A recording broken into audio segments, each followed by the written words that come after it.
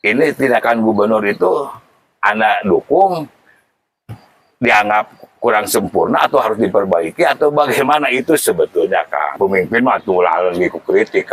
Ingat ya, kalau mau nyebut-nyebut pada di Raja masih mohon Kang. Ningali di YouTube Laras kamari sewaktu terjadi rapat gabungan di DPRD. Salah satunya ada Kang Eka nih di wawancara memaparkan tentang bagaimana DPRD ini harus mengambil sikap dari hasil pertemuan. Tapi ternyata banyak komentar yang istilahnya ada yang pro, ada yang kontra, tapi lebih ke arah negatif. Termasuk secara pribadi ada yang menyudutkan, sedikit menyudutkan Akang lah. Mohon maaf ya, ada yang sedikit menyudutkan. Ini tanggapan Akang sendiri dengan pertemuan kemarin itu bagaimana nih? Hatunun ya Kang, serius udah ambil campur-campur. Campur ya. Pertama, ya saya mengucapkan terima kasih. Ya apapun tanggapan dan respon, baik itu negatif maupun positif, sebagai konsekuensi dalam kehidupan bernegara, berbangsa. Ya, betul. Ya, ayo orang Sunda mulai PSMR kan. Ya, kita memaklumi, mungkin penangkapannya tidak komprehensif. Yang pasti satu hal, ini kan bukan persoalan pribadi. Betul. Masalah Kang Dedi, ya masalah Kang. Secara pribadi akan kenal dengan Pak Gubernur. Sanes kenal deui.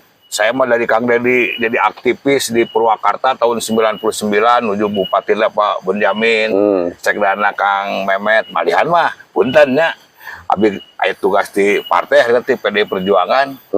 Kang ngadorong anjeunna janten wakil bupati, abi termasuk operatornya. Ngadorongkeun sareng Palil. Tadi kan Akang punya kedekatan khusus nih dengan Kang Dedi. Iya tuh Kang, menuju anjeunna di DPR RI ge kantos nampi. Waktu saya dengan kawan-kawan menyampaikan satu keberatan KHDPK lah ya, dan beliau dalam pimpinan Komisi 4, dan tidak ada masalah. Dan sampai ini hari pun saya kira tidak ada masalah ya kalau pribadi ya. Ini kan konteksnya bukan pribadi.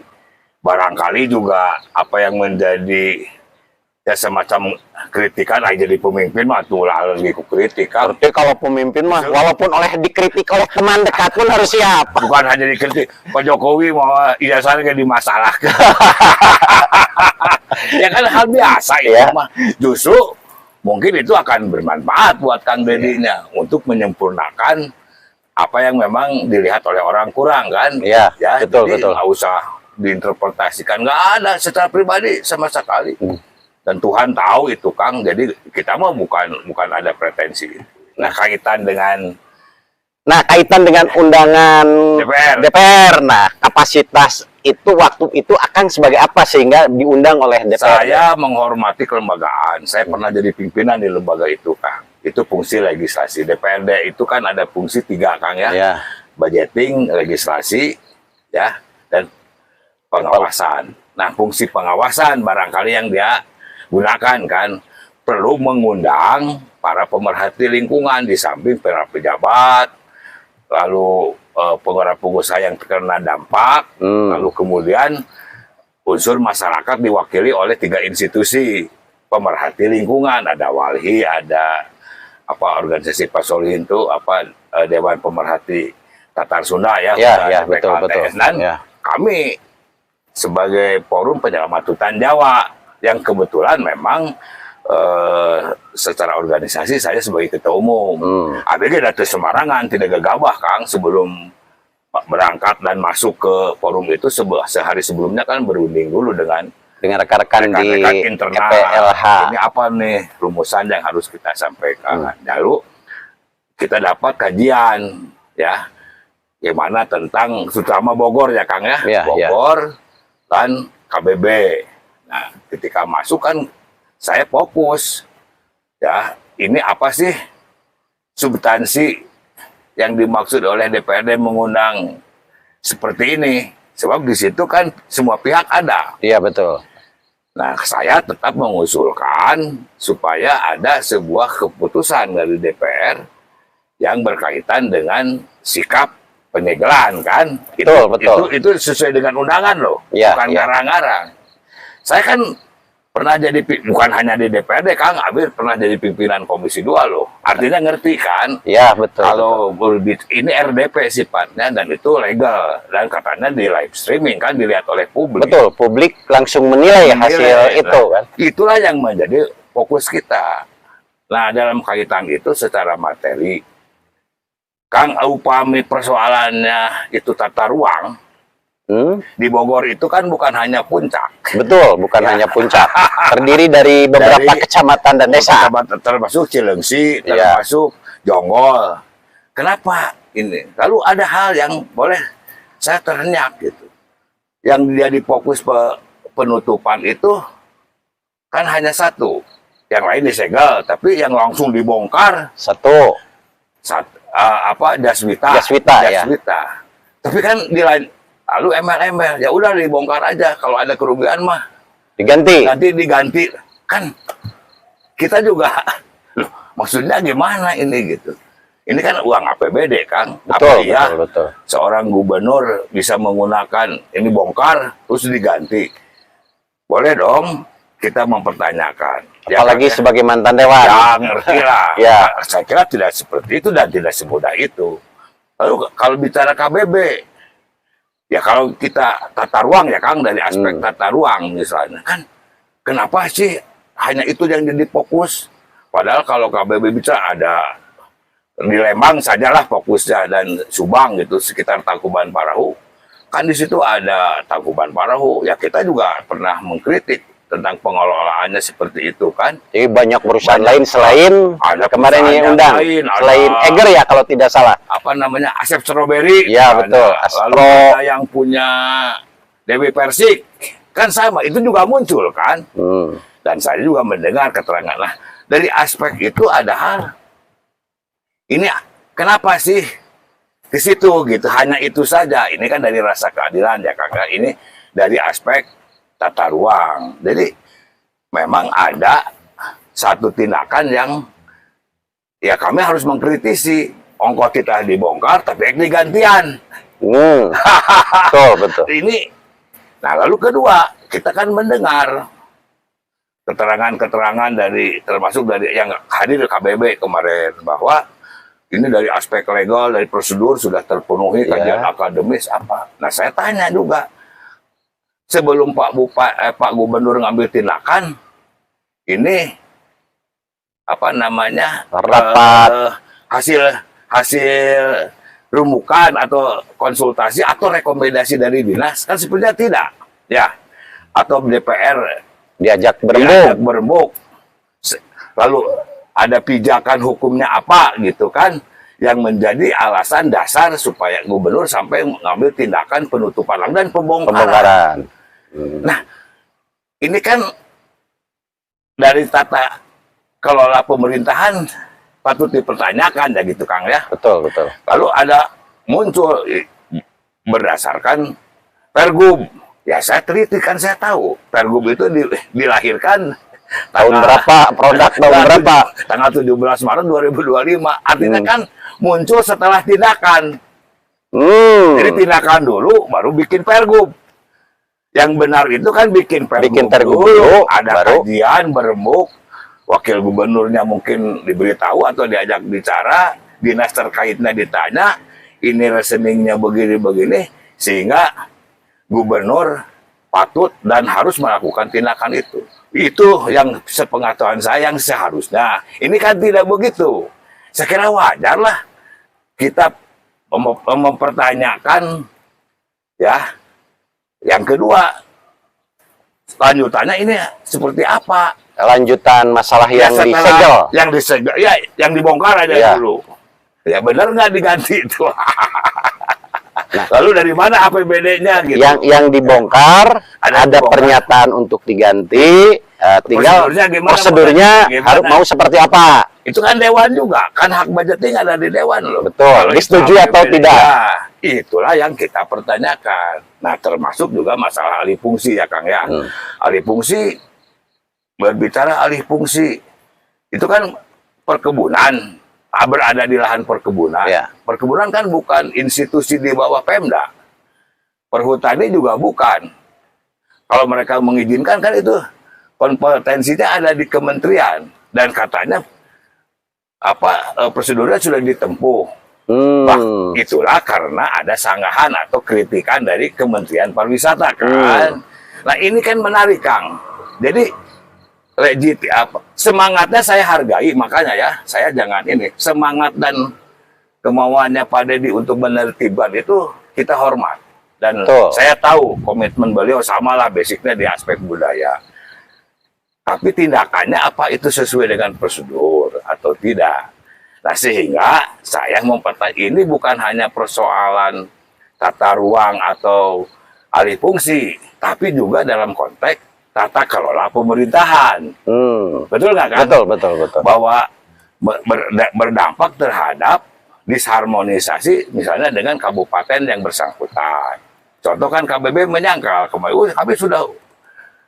Lalu ada enggak garis komando gubernur memerintah bupati itu bukan anak buahnya? Kan sama-sama dipilih, itu kan dari tata kelola. Lalu kemudian ada reasoning nggak bicara dengan DPRD? Kita punya pengalaman nggak? Presiden menginstruksikan bongkar itu pagar laut. Tapi kan presiden pasti bicara dulu siapa yang kan urusan hukum kayak Panglima itu bongkar we. Akhirnya kan Panglima yang kata Komisi 4 juga turun. Enggak kalau pembanding. Nah ini sepertinya tidak. Nah oleh karena itulah kita mendesak, mempertanyakan gimana nih Dewan dengan sikap yang lihat dari tata kelola pemerintahan. Ini tindakan gubernur itu Anda dukung, dianggap kurang sempurna atau harus diperbaiki atau bagaimana itu sebetulnya Kang. Jadi bukan saya yang harus mulai, saya kembalikan karena yang punya hajat itu kan Dewan. Saya sebagai masyarakat hanya mempertanyakan DPRD bagaimana melihat atau menilai sikap gubernur. Apa benar menurut ketentuan berdasarkan aturan-aturan yang ada atau harus dikoreksi atau bagaimana? Itu kan sebetulnya. Karena sebagai fungsi sebagai legislasi. Jadi sebetulnya intinya itu Kang. Ya, jadi maaf lah, saya nggak ada pretensi pribadi, tidak ada. Dengan adanya yang dibongkar tadi sudah. Ini yang disegel nih, termasuk yang disegel di beberapa tempat. Ini harus seperti apa pihak pemerintah maupun DPRD? Nah itu kan kemarin ada kesimpulan-kesimpulan bahwa akhirnya kembali kepada Pergub Kang. Ya, tapi dalam konteks tadi yang sayang Pergubnya dibuat setelah tindakan. Harusnya kan Pergub dulu Kang. Pergub dibuat, oh ini, baru ada tindakan. Tapi nggak apa-apa, kan itu sudah terlanjur. Hanya saya mengingatkan bahwa ini jangan sampai menimbulkan satu kegoncangan konstelasi lain dalam tatanan ekonomi misalnya. Betul.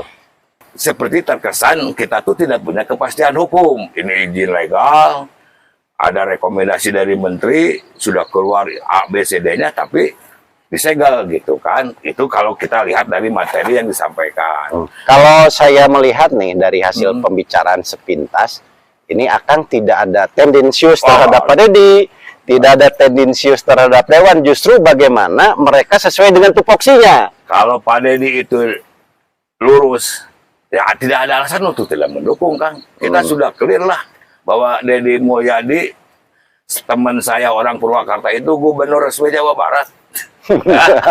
Apapun ya, mudah-mudahan jadi apa nanti tidak ada masalah. Justru kita ingin menyempurnakan ya dalam kapasitas kita. Ya sebelumnya kan saya juga bicara, ingat ya, kalau mau nyebut-nyebut Pak Deddy Raja mas silakan sah-sah saja. Ya, kita nggak ada keberatan. Misalnya jadi Raja Sunda Pajajaran Anyar begitu. Ya itu mah dari aspek budaya boleh-boleh saja. Tapi kalau gubernur, ntar dulu ada aturan yang ada harus undang-undang yang mengawal, ada aturan yang mengatur. Itu saja sebetulnya. Ini Kang sebelum ditutup, Akang sebagai tokoh Sunda yang bergerak di bidang lingkungan hidup, pesan apa yang akan disampaikan buat Pak Gubernur Kang Deddy juga buat DPRD Provinsi Jawa Barat? Deddy Mulyadi maju terus. Kang Deddy Mulyadi jangan mundur dan maju terus. Apa yang jadi warisan nilai kita dari leluhur kita. Jawa Barat digambarkan kemakmuran itu. Gemah ripah, repeh rapi. Hejo ngemplo leuweungna, recet manukna. Curcor caina, ting siriwik laukna, pasti mamur jelmana. Nah, itu Kang Dedi, buat DPRD bagaimana nih? DPRD ya fungsi pengawasan kan, ya. Jadi kemarin substansinya kalau dari pendekatan budaya, leuweung ruksak, cai beak, rakyat balangsak. Jadi itu kudu guru goginan Kang, orang luar belajar ke orang. Ya. Jadi itu falsafah dan tetekon itu ada dimiliki oleh Pak Dedi dengan saya sama, ya. Jadi kan tidak bersinergi, Kang. Artinya pemahaman itu. Tetapi kita ya manusia biasa harus saling mengingatkan. Saling mengingatkan. Ya, tapi terserah publik lah. Kalau saya tidak ada pretensi pribadi dan tidak ingin jadi apa-apa, ya. Dan sudah selesai bahwa kita melihat apa yang menjadi konsekuensi berdemokrasi itu kalau udah siap menang dan kalah. Ya sekarang yang dimenangkan pada Dedi Tuman, saya mengingatkan, Kang Dedi, dulu Maya Gubernur Jawa Barat zaman Pak Sanusi saya kan kursus. Rektor IT, Unpad, Menteri Dalam Negeri, ya, Ketua Umum Partai, kan itu Sanusi Hadjadinata membawa pesan dari Desa Cinta, orangnya intelek, ramah. Itu kan untuk ngenteng, kan saya kira positif. Zaman Pak Sudi dengan walaupun tentara tapi dia jadi ketua Kuarnas, bagaimana membuat sebuah kebesaran Jawa Barat. Dilanjengkan ku Mang Ihin dengan program rak gantangnya, ya, dan konsisten sampai akhirnya. Kan saya juga belajar dan berguru kepada beliau-beliau ini. Maksud saya bukan membandingkan dalam pengertian negatif, untuk berkaca. Zaman Pak Angku Nepi, doktrinnya untuk harmonisasi aya 5 ur kan. Batur kujur, batur kasur, sumur, sadapur, salmur, gubernur. Pak Yogi juga jadi Mendagri. Maksud saya, ini besar kita, Kang. Jawa Barat ini besar dan orang Sunda ini memiliki sebuah marwah. Dan itu ada bagian itu di Kang Dedi, ya. Cuman maksud saya jangan juga ceroboh, ya. Makanya kita ingatkan. Jadi jangan dianggap mendiskreditkan atau saling ngageing silih asah, silih asih, silih asuh, silih wawangi. Nah, eta anggap bae mah silih asah tuh. Nah, asih mah udah ada pastinya. Iya. Ngasuh wajar dah eta mah adi atuh. Iya, betul. Kolot ka ya sahabat lah.